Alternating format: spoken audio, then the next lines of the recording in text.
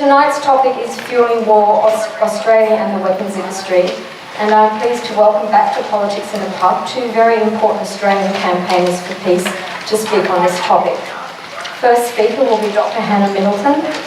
Similarly, Hannah has devoted many years to organising campaigns against war games, excessive military spending, the invasion of Iraq and US bases in Australia and around the world. Yes. Yes. Hannah lectured in sociology and social anthropology at the University of New South Wales, and until 2012 was the executive officer of the Sydney Peace Foundation.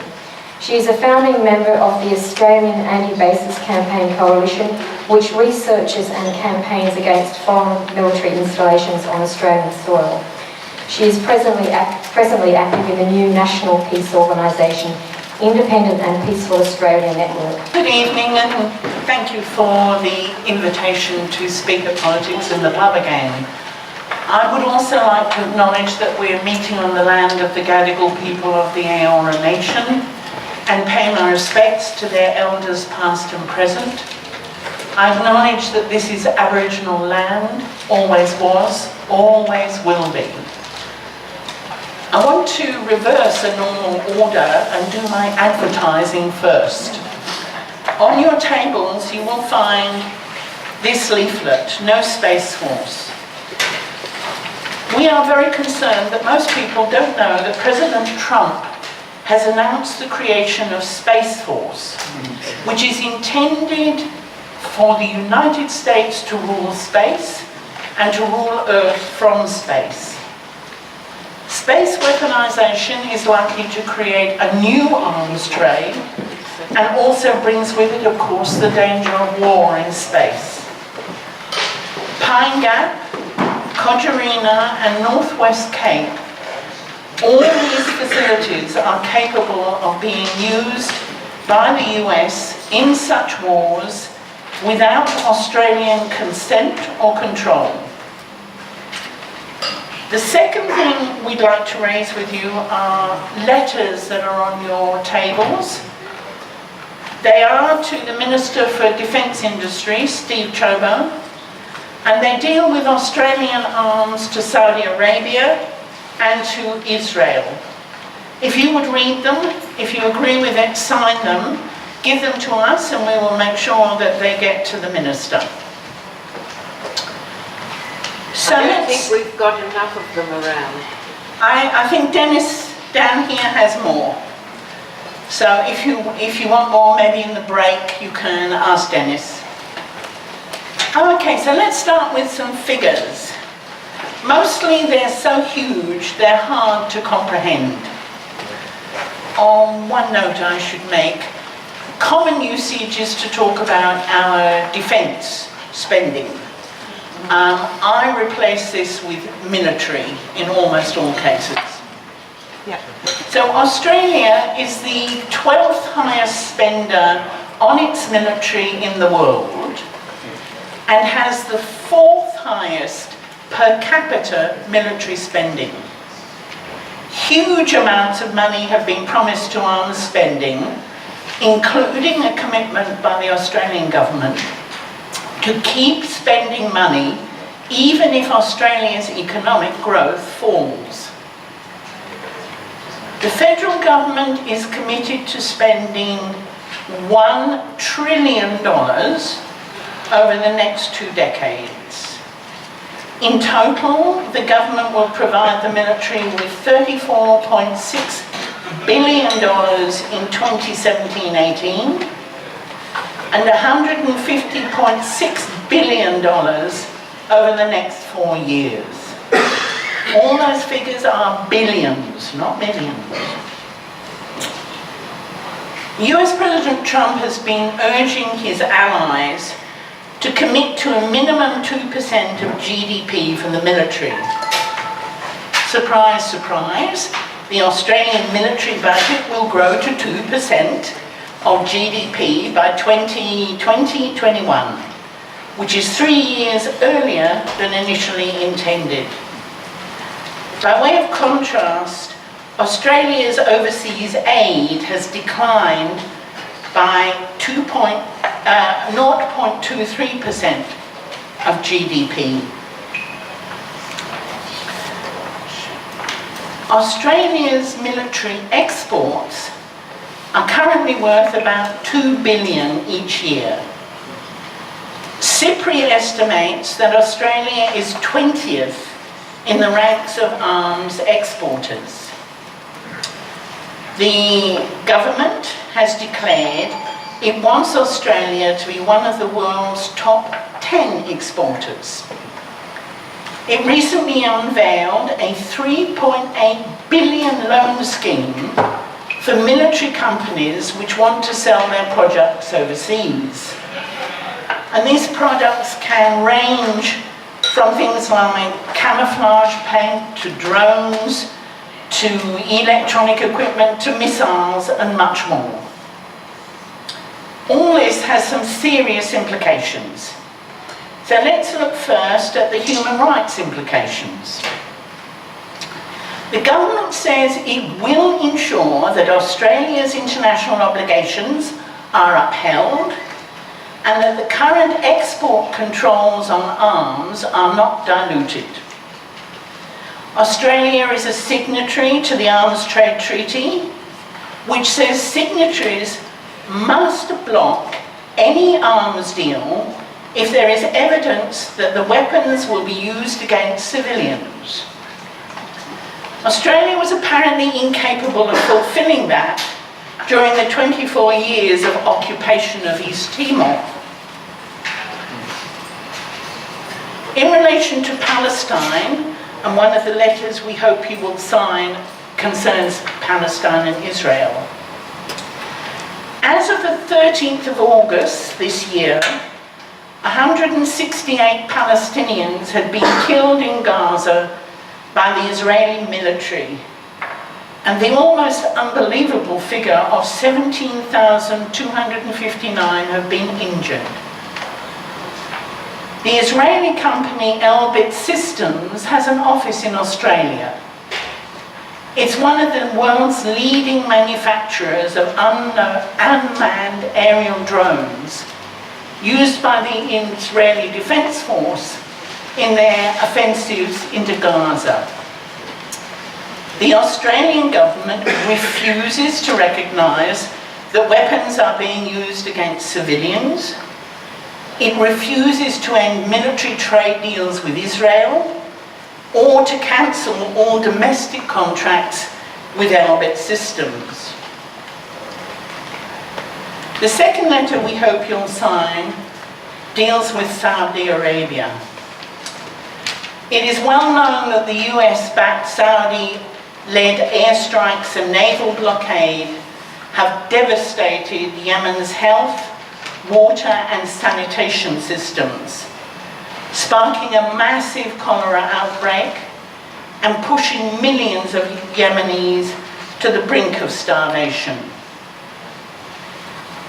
Save the Children estimated that at least 50,000 children died in Yemen in 2017, an average of 130 children dying every day.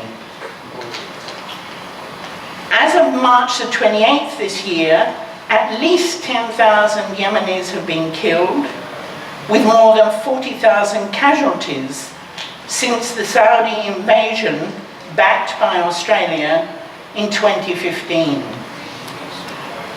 Yet in roughly the same period, in the 2 years from January 1, 2016 to the 31st of December 2017, 16 military licenses were granted for the export of military equipment from Australia to Saudi Arabia. And this is a fourfold increase in the number of military licenses for sales to one of the world's most oppressive regimes. But we don't know actually any details. Freedom of Information documents exclude the permit number, the permit holder, what the approved goods are, the consignees, the end users, approved destinations, and even the date the permit was issued. Pouring more arms, including from Australia, into the region will cause more deaths of innocent civilians, even as it boosts the shares of Lockheed Martin and Raytheon. And while I mention those two of my favourite companies, let's look briefly at the top 6 with their country of origin and their military revenues in 2016.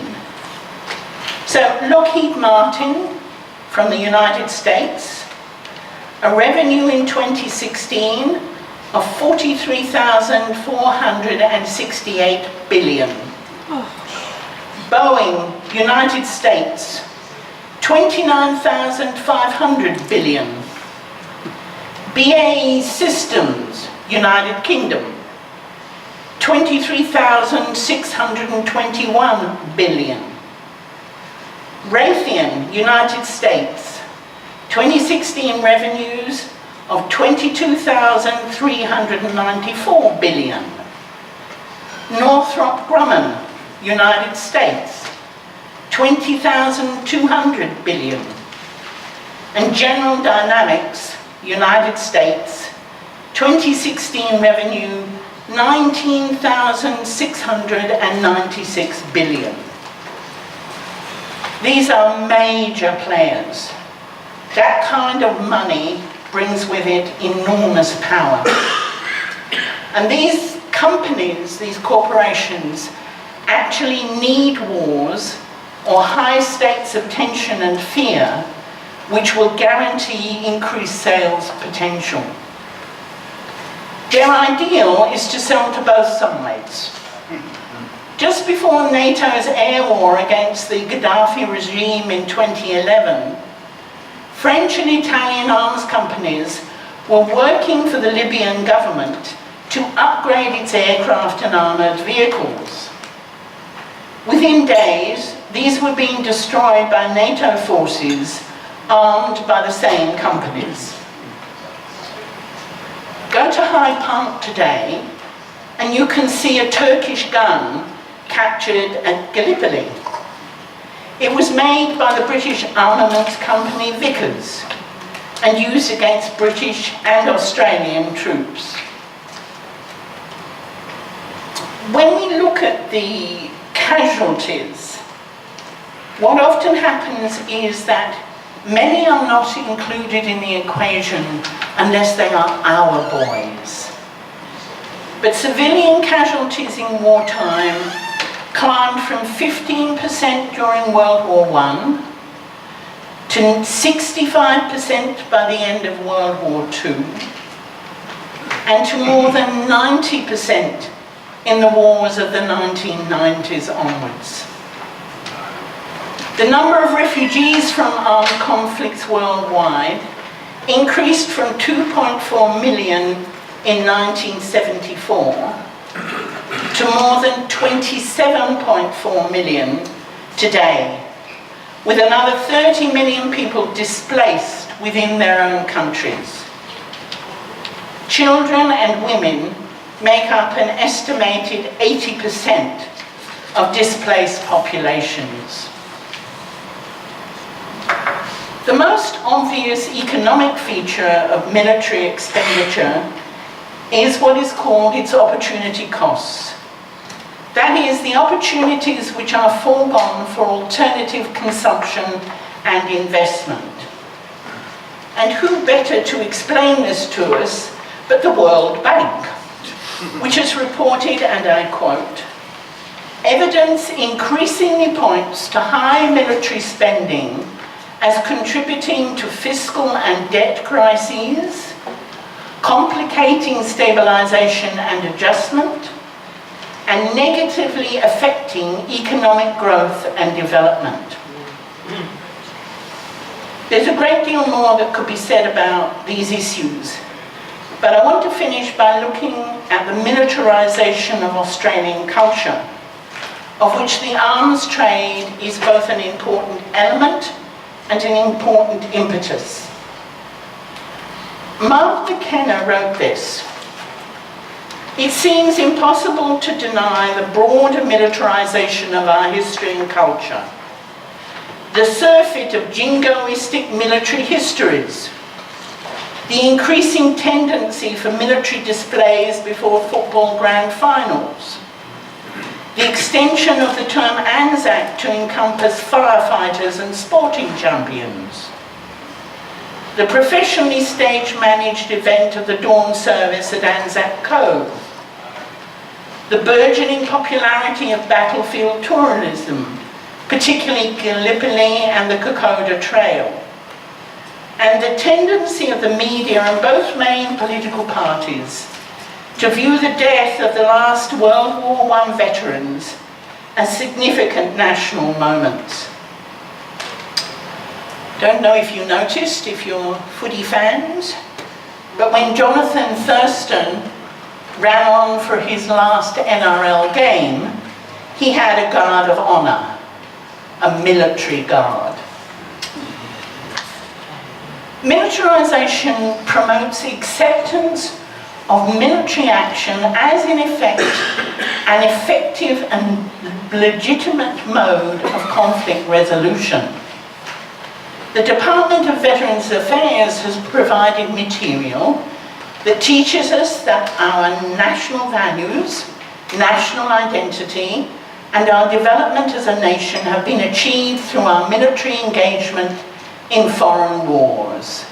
Just think about the implications of those statements. This version of our history conveys the appalling and false idea that nations are made in war, not in peace, on battlefields, not in parliaments, that soldiers, not statesmen, are the nation's founders, that the bayonet is mightier than the pen. But, for example, the Australian Constitution was created by men who had never been to war, men like Deakin, Barton and Kingston. However, we should never forget the impact that is included when we look at 40,000 years of Indigenous history with the final 200 years plus of the frontier wars, murder, dispossession, exclusion and impoverishment. This is a major contribution to the military view of our society. Nick Dean from the Independent and Peaceful Australia Network recently wrote this about the Invictus Games, which we will be getting in our city very soon.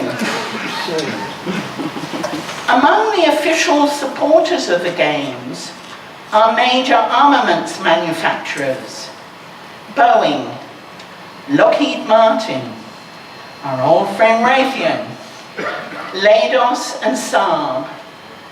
There is something deeply unsettling about this.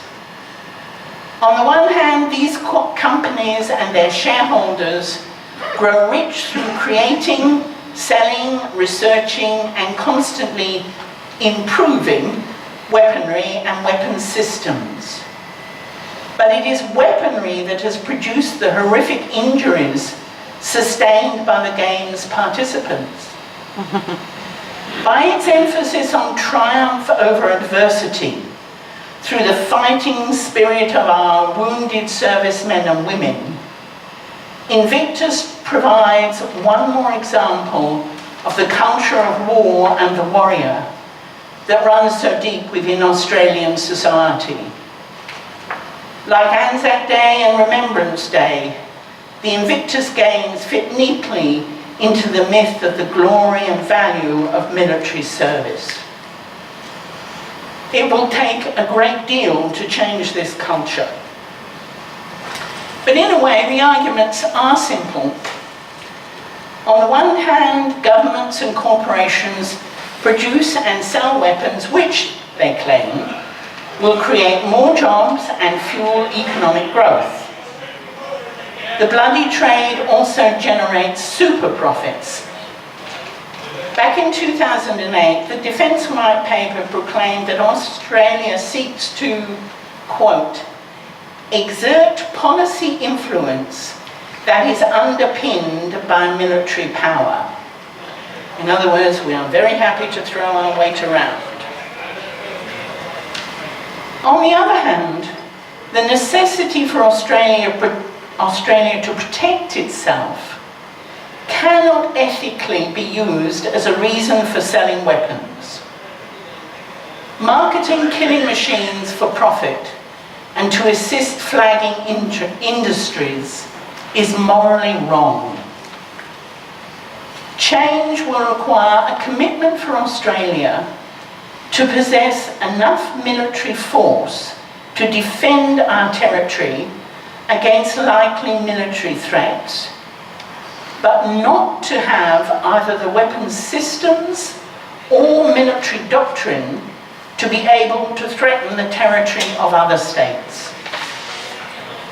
The peace dividend this would produce would release huge sums for health, education, housing, refugees, Aboriginal communities, the disabled, the environment, and other areas of our society, which are currently denied the funding they so desperately need.